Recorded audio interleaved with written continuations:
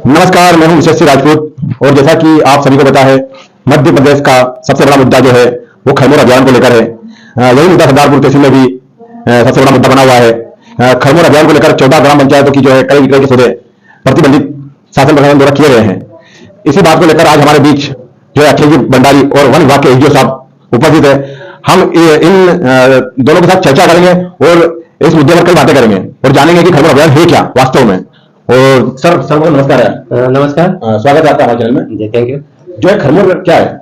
खरमोर एक पक्षी है और ये हमारे यहाँ महाराष्ट्र में, गुजरात में, मध्य प्रदेश में पाया जाता है और माइग्रेशन भी करता है। ये दूसरे प्रदेशों में भी अपने चरने के हिसाब से और प्रजनन के हिसाब से माइग्रेट करता है। अच्छा जी, आपका क्या कहना है? खरमोर क्या है?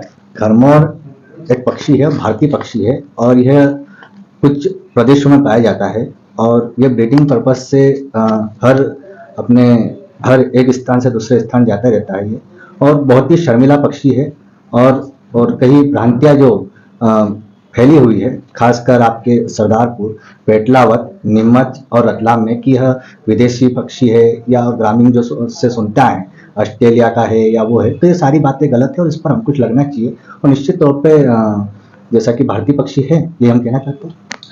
जैसा कि सामाजिक कार्यकर्ता अक्षय जी भंडारी का कहना है कि खरमोर जो है कोई विदेशी पक्षी नहीं है, भारतीय पक्षी है। इस संबंध में एसडीओ साहब से इस बात की पुष्टि करेंगे। सर, इनका कहना है कि भारतीय पक्षी है, इस संबंध में क्या कहेंगे? निश्चित तौर पर भारतीय पक्षी है, भारत में रहता भी है, पाया भी जाता है। हाँ, कुछ मौसम के हिसाब से पलायन करता है, तो हो सकता है अगल बगल के देशों में भी जाता होगा, लेकिन ये मूल रूप से भारतीय पक्षी है। अभी तक जो भ्रम फैला हुआ है, जैसा कि मैं कई ग्राम पंचायत में जाता रहता हूँ तो वहाँ के लोगों को ये भ्रम है कि ये एक विदेशी पक्षी है, तो ऐसा भ्रम अभी तक क्यों फैला हुआ है? भ्रम तो भ्रम ही है। लोगों की अपनी मान्यताएं हैं, जिसका जैसा ज्ञान होगा, लेकिन प्रामाणिक तौर पर यही है। एक उदाहरण से मैं आपको बताना चाहूंगा। हमारे जितने वानस्पतिक नाम है, जैसे वृक्षों के एवं प्राणियों के भी, इसमें अगर इंडिका या इंडस आता है, इंडस हमारे भारतीय मूल को ही प्रदर्शित करता है। इसका खरमोर का भी वैज्ञानिक नाम है साइयोटाइड्स इंडिकस। इंडिकस ये ही इंगित करता है कि ये इंडिया के ओरिजिन का है। जैसा कि अभी तक जो देखा गया है, खरमोर के बारे में कोई सूचना बोर्ड या कोई जानकारी किसी प्रकार का बोर्ड नहीं लगा हुआ है, तो इस बारे में अखिल जी क्या कहेंगे? देखिए, निश्चित ही वन विभाग को इसकी ओर ध्यान देना चाहिए ताकि लोग जो भ्रमित हो रहे हैं वो जनमानस में एक जानकारी मिल सके कि खरमोर अभ्यारण्य क्यों बना है और खरमोर पक्षी क्या है, ताकि लोगों को एक अच्छा ज्ञानवर्धक जानकारी मिलेगी और बहुत अच्छी जो अभी भ्रम जो चल रहा है उससे एक रोक लग जाएगी। सर, आप बोर्ड लगाने के बारे में क्या कहेंगे? बोर्ड लगाने का सुझाव आपका बहुत अच्छा है, हम इस दिशा में प्रयास करेंगे। अभी तक जो काम होते थे अभ्यारण्य के मैनेजमेंट के संबंध में, तो जिस हिसाब से बजट आवंटन होता था वो काम होते थे। हम अपने बजट की मांग में इस चीज़ को रखेंगे और आपका सुझाव अच्छा है, निश्चित तौर पे 2-3 बोर्ड यहाँ पे लगाए जाएंगे।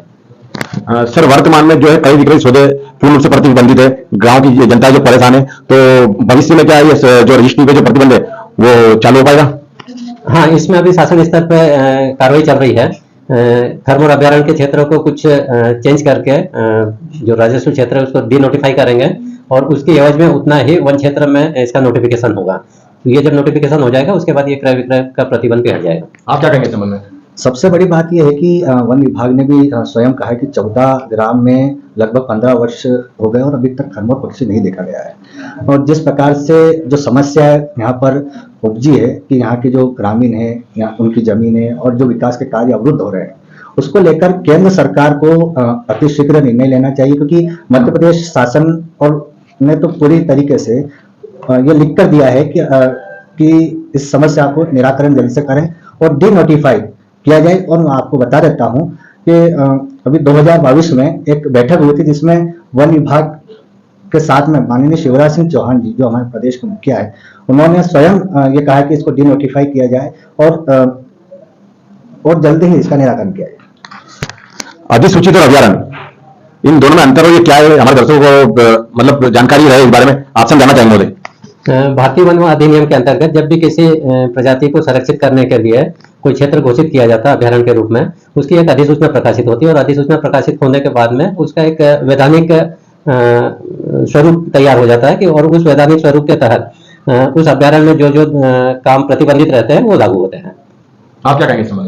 पहली बात तो ये है कि इतने वर्षों तक आज तक उन अधिनियम का जो जिक्र किया है, 19 से लेकर 26 तक एक धारा जो कि उसका पूरा वो रहता है कि उसका पालन करवाना, और उसके बाद 26A में उसको अधिसूचित करने का जैसे बताया जाता है, मैंने भी पढ़ा है।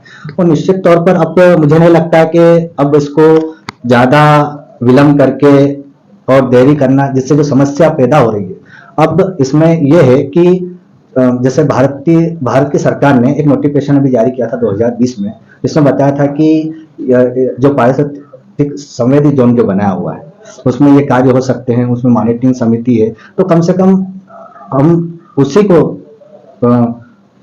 अधिसूचित करके इन 14 गांवों को बाहर कर देना चाहिए। सामाजिक कार्यकर्ता अक्षय जी भंडारी ने बताया। बात जो भी है, किंतु गांव की जनता है, ग्राम की जनता है जो परेशान है, उनका प्राथमिकता से मुद्दा रहा है कि जो क्रय विक्रय के सौदे हैं वह जल्द से जल्द चालू हो जाए और उनका भी विकास हो।